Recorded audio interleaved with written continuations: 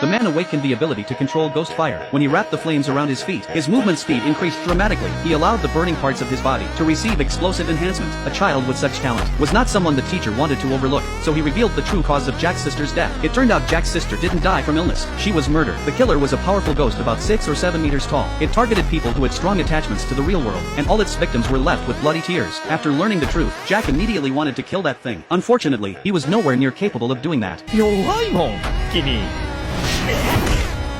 Seeing Jack so impulsive, the teacher suggested playing a game. If Jack could defeat his classmate John directly, the teacher would tell him everything he knew. Meanwhile, John was already itching to start. The next second, he pulled out the hammer of justice from his phone. But Jack had no interest in playing any game. He only wanted the truth. But John couldn't stand Jack's self-important attitude. Losing family members was nothing unusual here, so John insulted Jack's sister. And it worked. Jack finally agreed to fight John. A fierce battle was about to erupt. Within seconds, 6 or 7 students gathered to watch. At this moment, Jack deeply felt the heavy impact of the hammer of justice. Even defending was extremely difficult for him, and the hammer could even extend. But what no one expected was that the principal was also interested in this duel. Jack couldn't stand John anymore. John kept bragging about being a content creator. In reality, Jack never wanted to be a creator. He only needed money to treat his sister's illness. But John despised people who used sick family members as a universal excuse. Then John used the hammer to vent his frustration toward Jack.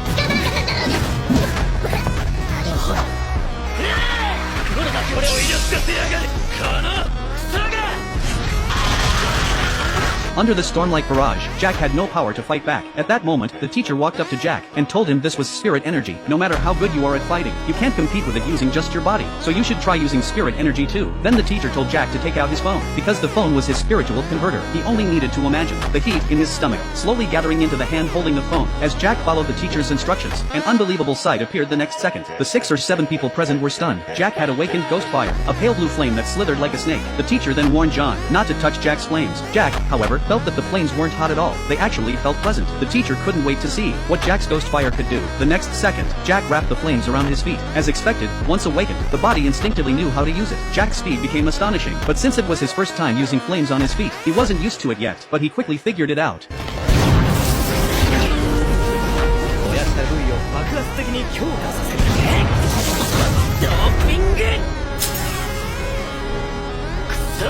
John, whose face had been scratched, was furious. Jack had stolen all the spotlight. Jack's performance shocked all the students watching. After all, Jack had awakened only yesterday. Since the teacher had seen what he wanted to see, he told the two to stop. But John was already blinded by rage. He was determined to teach Jack a lesson. Jack, on the other hand, was thrilled. He thought that with this power, he was now unstoppable. But John had reached his limit, and wanted to show Jack what overestimating oneself really meant.